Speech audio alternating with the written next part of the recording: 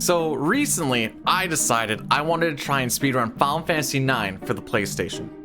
It's one of the best in the series and a personal top 3 Final Fantasy game for me. Only one problem. It's pretty long. Like, not the longest run ever kind of long, but a world record run is still taking you like 8.5 hours kind of long. So here's the thing. I work on the road a lot, and lately it's been 12 days out and 2 days home kind of deal. I don't have time to spend 10 to 11 hours on my first couple of attempts when I have things at home that I need to do. Luckily, the community made a mod called the Cutscene Remover. As you guessed it, it removes the cutscenes. This essentially cuts down the run by about 4.5 hours. Now, this seems a whole lot more doable. Pop it into the emulator known as DuckStation, even have some handy upscaling options, and boom! You have a game with the smoothness of PSX and some sharpness that almost looks like the PC version. So here's what you want to know before starting this run. Lots of people say it's riddled with RNG, and it is, but coming from Final Fantasy VI, I interpreted this information differently. When I hear lots of RNG, I think of so many ways you can just die by no fault of your own. And don't get me wrong, there are a few moments like that, but not as many as I initially thought based on how people were talking about it. Final Fantasy IX is a run of, let's just see what happens, in the sense of how many random encounters you get, how long it takes to run using flee or just naturally running, how many animations did you see in fights and how long were the fights. Most of these things don't kill a run, but they bleed a ton of time. And I find this dynamic pretty interesting because if you're really far ahead in your splits, sometimes it doesn't matter. If you're really far behind in your splits, it also doesn't really matter as you could make it up. So finishing out runs starting out always feels more worth it than not. So my challenge was to play Final Fantasy IX for 9 days, see how far along we could come. Best part of that, and my work schedule, is that this almost took me 3 months. Luckily, rust isn't really a thing when you're new and you're learning everything because all of your movement in your menus is just clanky and bad. Unfortunately, the flip side of that is you also never find a rhythm. You're always finding yourself relearning things you've simply forgotten from not touching the game over a stint of time. Here's how that journey went. Day 1 was about how you would expect. Tons of mistakes, lots of menu staring, lots of flubs. Wait. Germinus. I can't This is where I need to write down if I actually need the 1 or the 2, because I don't actually. But it did finish. Just over 6 hours. I died a lot on Necron, which is awesome because he's essentially a scripted fight. There are things that he does that cost time, but essentially you can get the same outcome if you just pay attention and act accordingly. Luckily, I decided to save after death, guys, because that's the smart thing to do when learning, and knowing if I die to Transkuja or Necron, I only have to redo those 2 boss fights, not add the RNG fest of death guys into each attempt. Okay, so we learned a few things. We learned a lot of things. But we finished. Hooray, something to go off of now. This was a feels good day because we finished a run and we have complete splits to go against, so now we actually have a real comparison. One funny thing about speedrunners is if they feel they're good at one game, no matter how much you try to deny or prevent it, ego is a thing, and I'm no different. At one point, I decided I didn't need to safety save as much, as the boss fights early are simple and you can heal between fights, so I figure how could I die and lose a run? While this is true, this doesn't factor in the B-dude idiot factor, where no matter how simple everything is, I can always find a way to overcomplicate it and frick it up into a glorious death. Definitely not a foreshadowing moment here at all.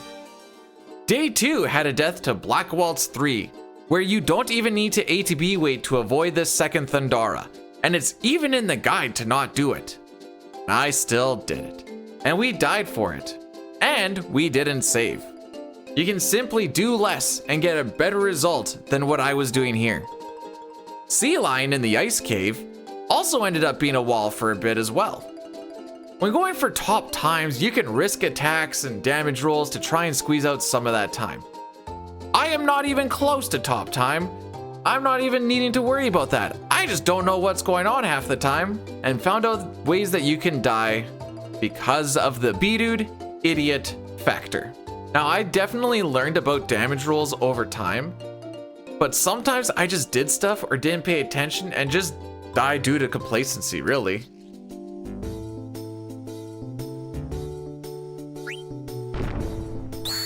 I don't know what, oh, I got swept, bro. Now this leads me into a random thought. The first disc and a half of this run is kinda boring.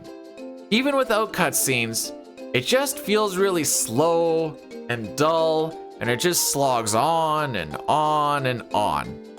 When I reset and start a run of FF6 or Chrono Trigger, I generally have excitement for the next run unless it's been a pretty long day. Final Fantasy IX had me groaning and mentally preparing for the slog, and the first 2 discs didn't even take that long on the CSR. We did get through the B-dude idiot factor and got to Necron, and I hit a fun thing with this fight. There are 2 major things that can happen in Necron.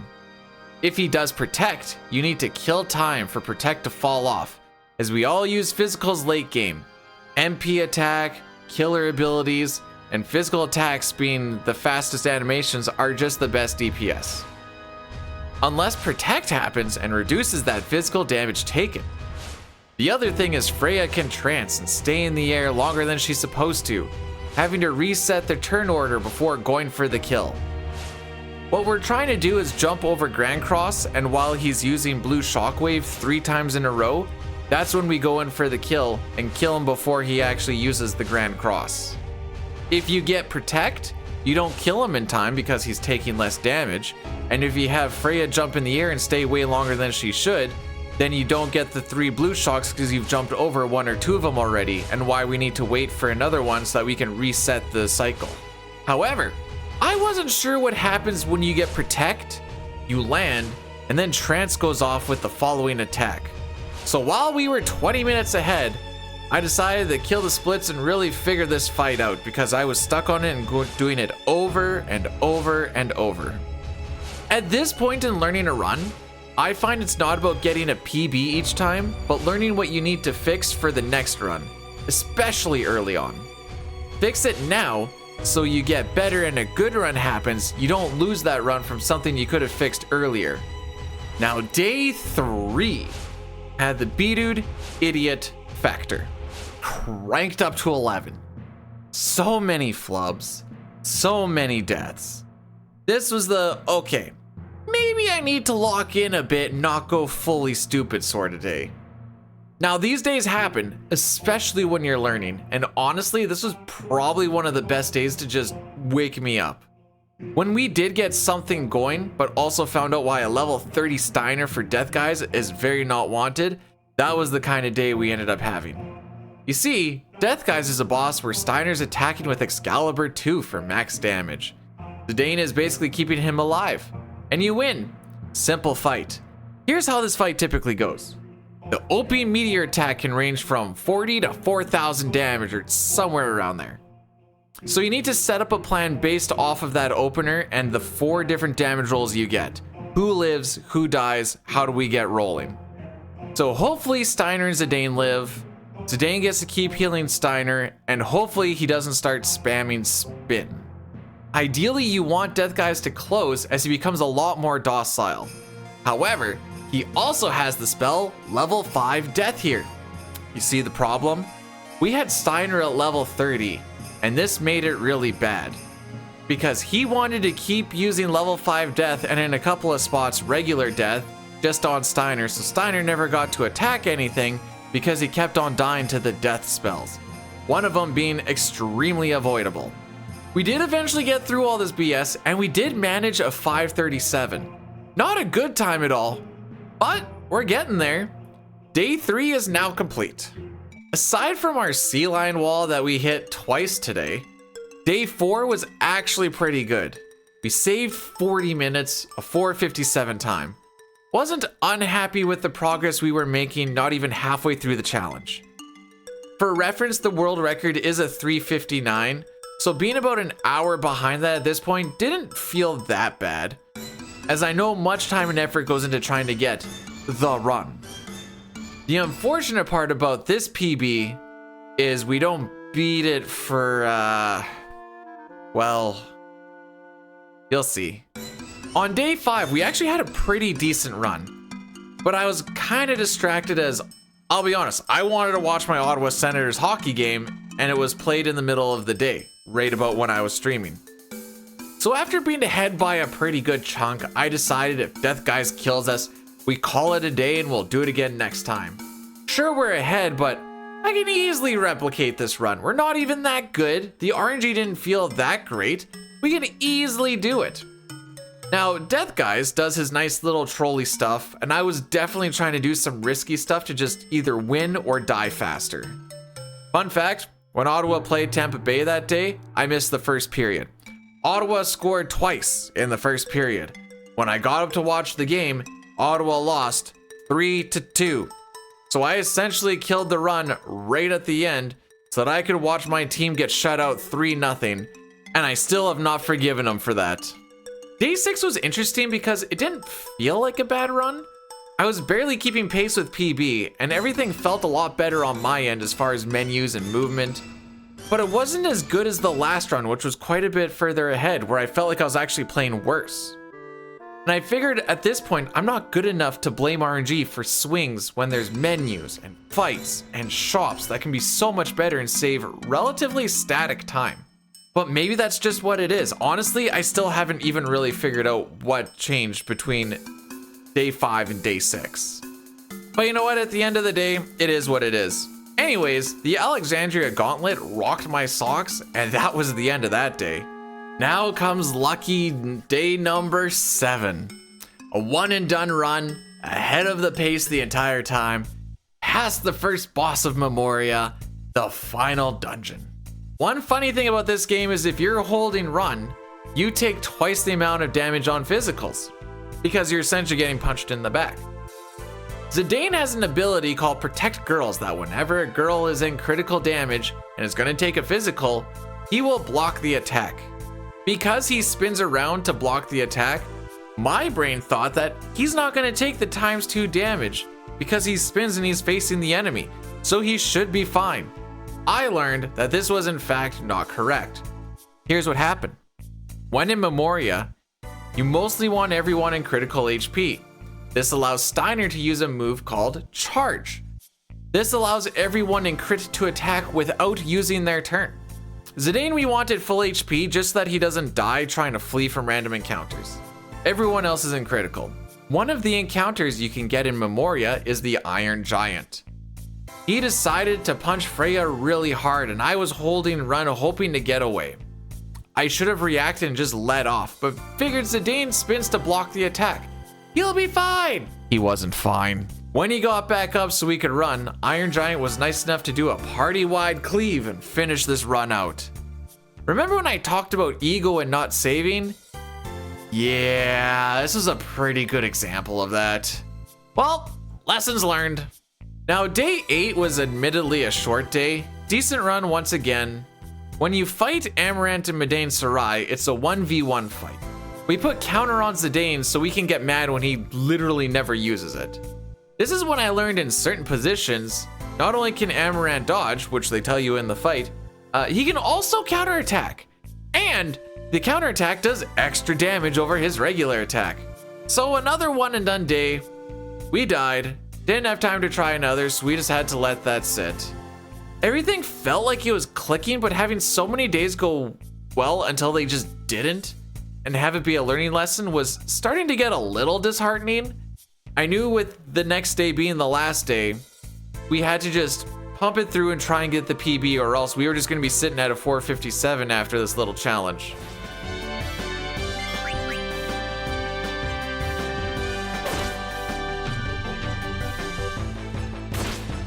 Wait, he counters too?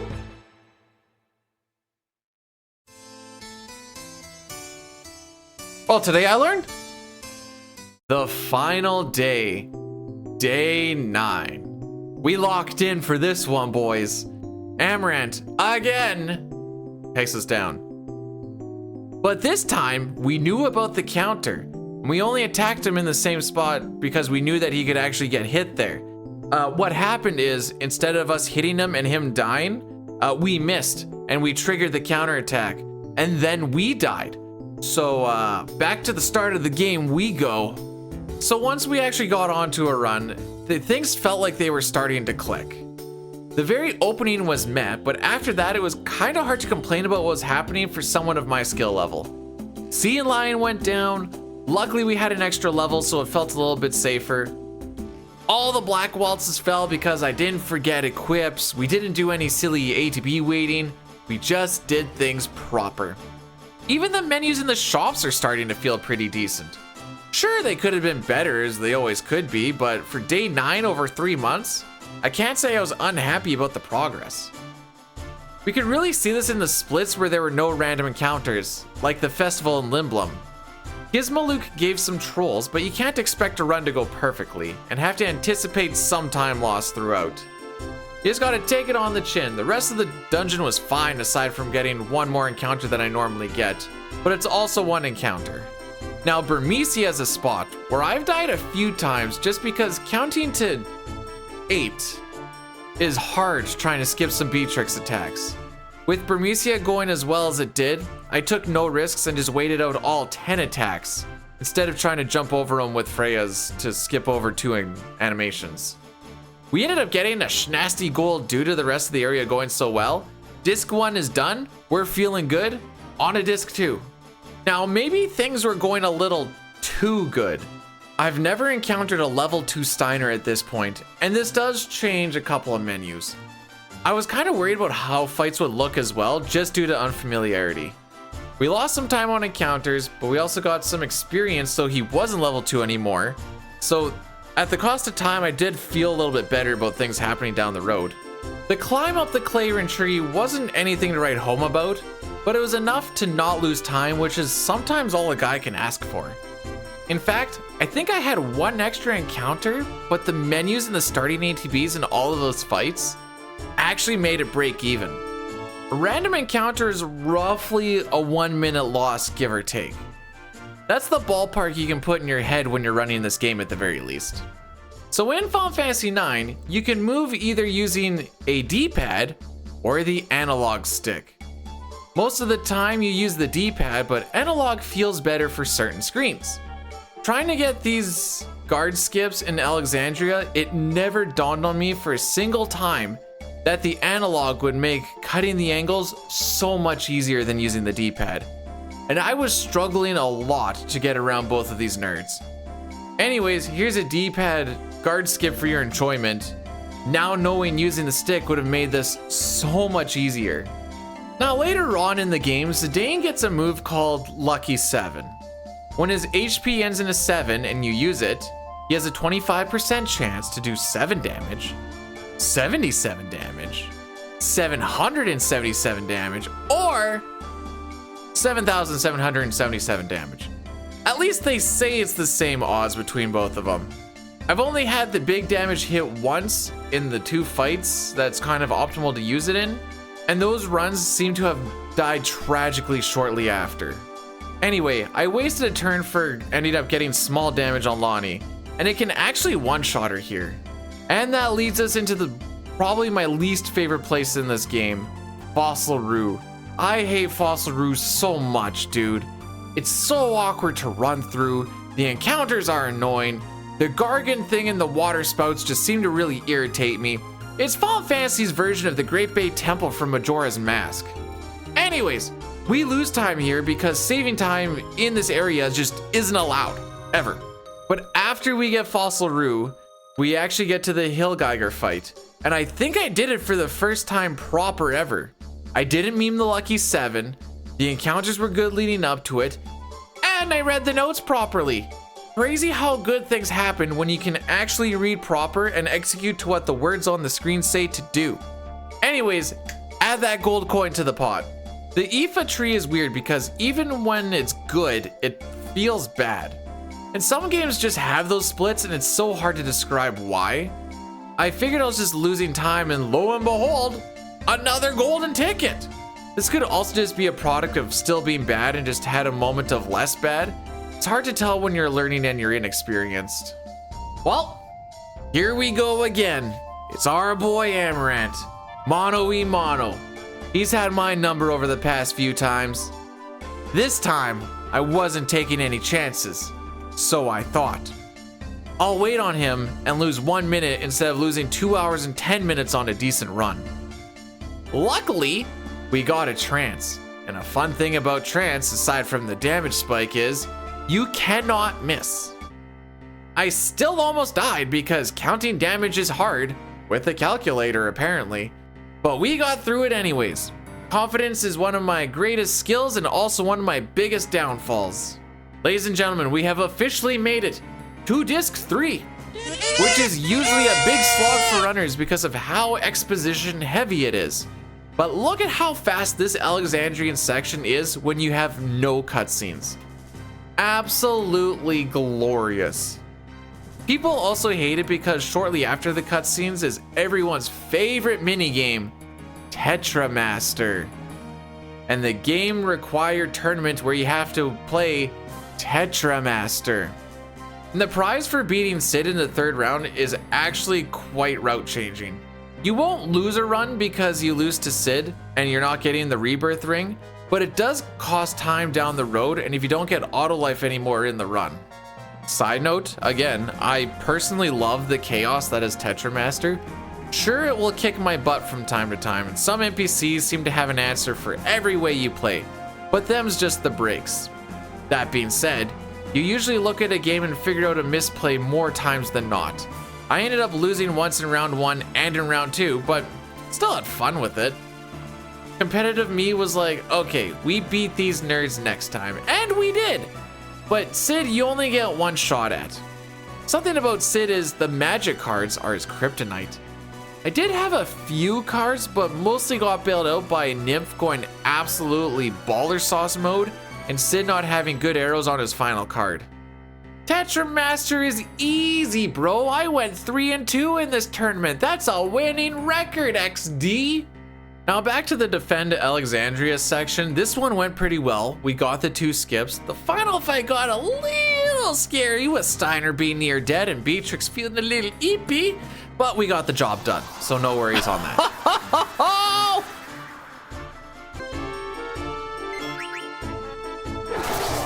So now that I've done that, I have a question to ask. Is that bad for experience?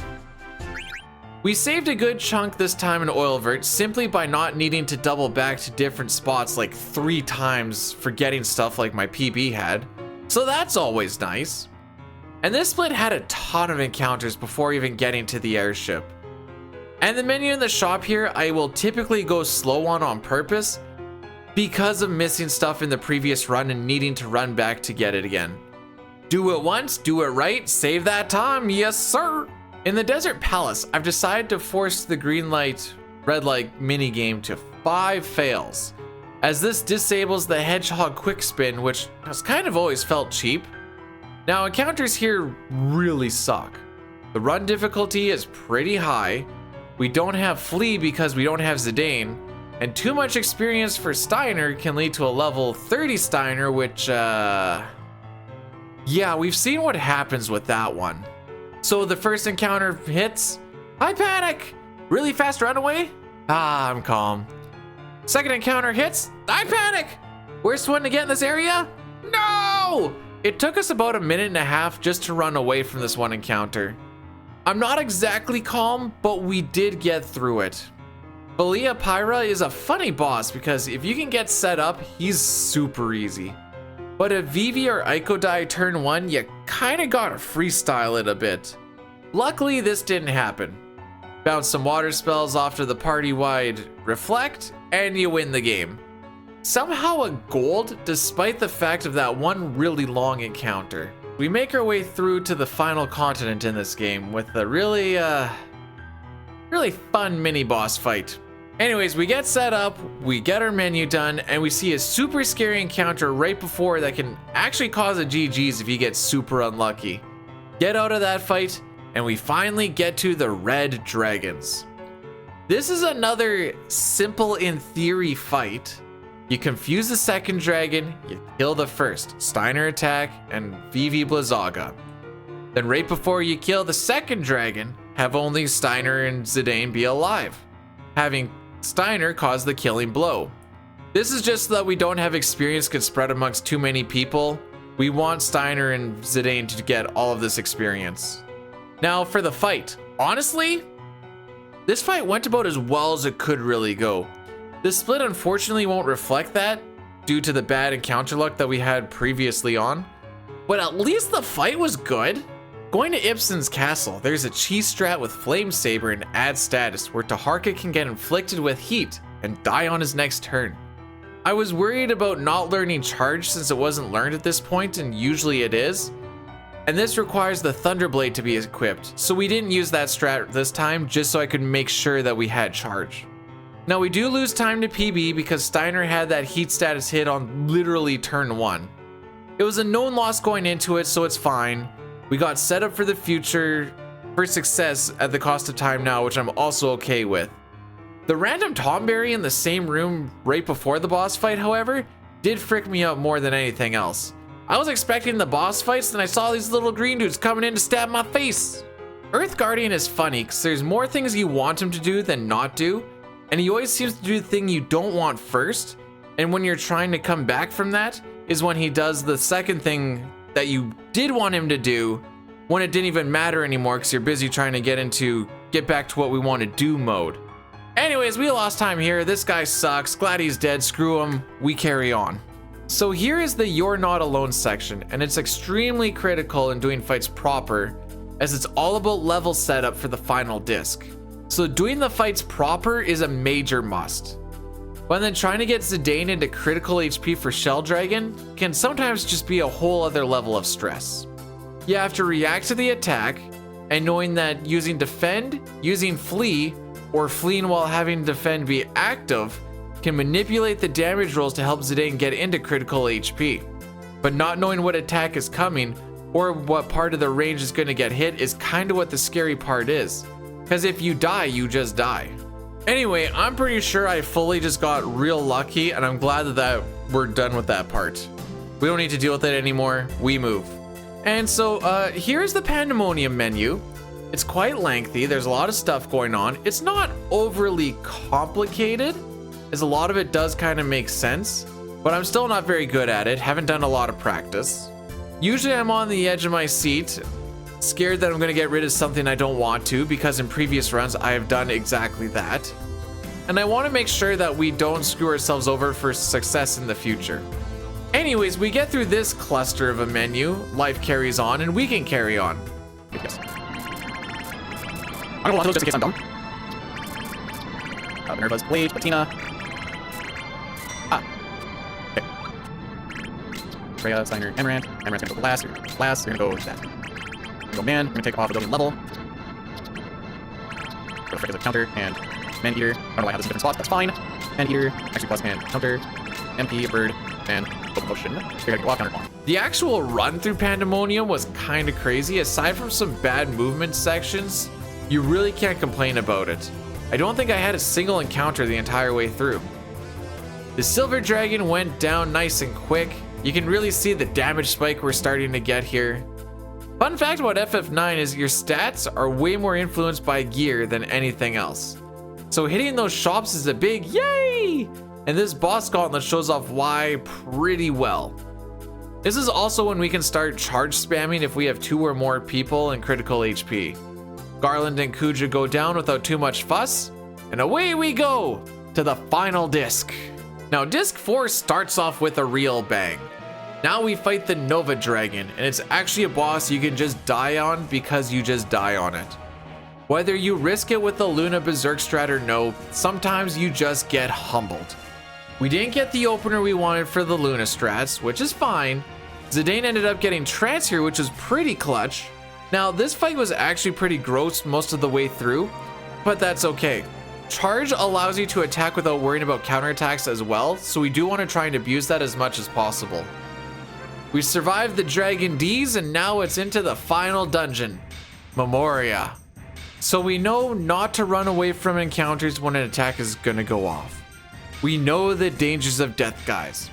We know the fights leading up the way to death guys. We know the Necron fight from boot camping it so hard after failing it early on. So let's just get there and let's see what happens.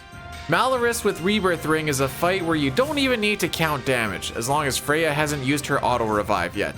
You can nuke her as hard as possible, hit her as much as you want. You can die to the death counter, and afterwards Freya will stand up like Rocky Balboa at the end of the fight. I heard no bell. I forget to split here, but minor time loss. Menus were kind of starting to get sloppy at this point, mostly because we haven't been here in forever. Next boss is Tiamat, and he has a fun thing where if you attack him when you have the float status on, he will sneeze you out of the fight and you cannot participate anymore. I attacked to start off the fight with one person, and Tiamat managed to sneak a float on that very one person right before the attack went off. And then he absorbed the strength of Freya, the only person who has Dragon Killer for her to get extra damage, and she's the highest DPS in this fight.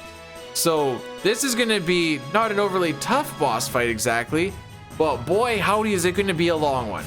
And yet lo and behold, we're bad and we still golded.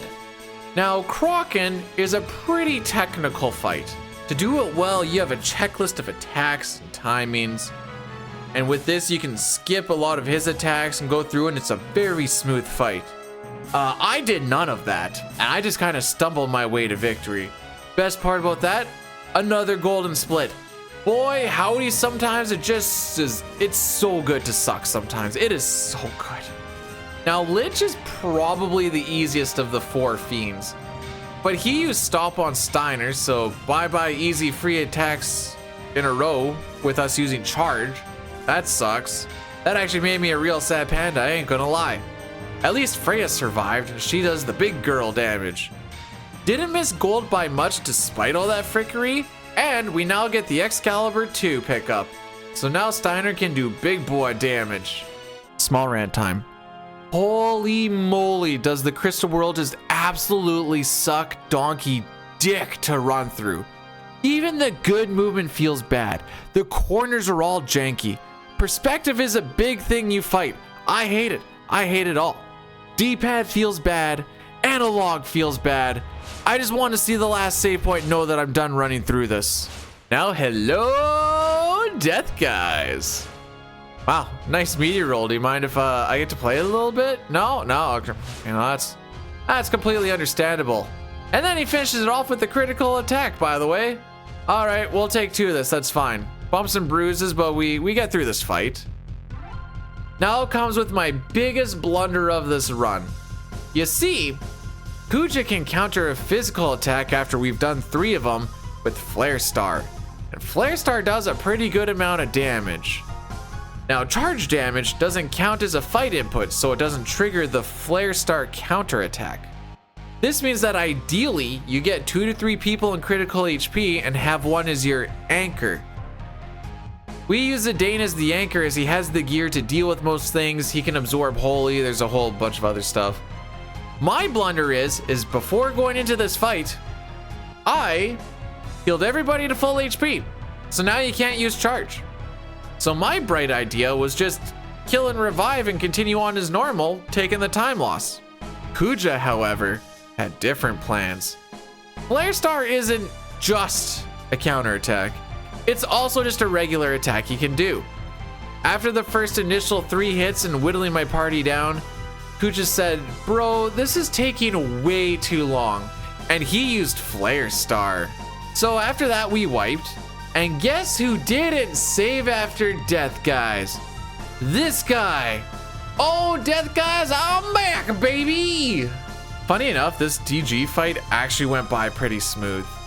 Oh, Kuja, guess who's back?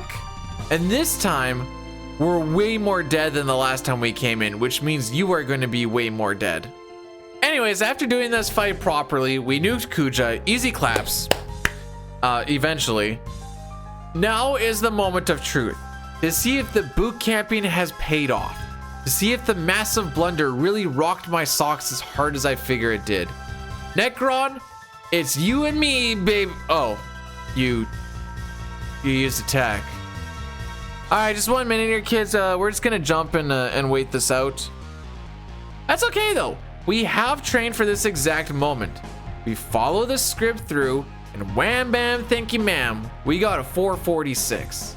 Now this equates roughly to a 915 without the CSR, in case you're wondering. So not exactly a good time, but for 9 days of Final Fantasy 9 where the Be Dude Idiot factor was at an all-time high, even on the PB, we'll still take it. Now as I sit back and reflected on my time and the run, I realized I do still love Final Fantasy 9.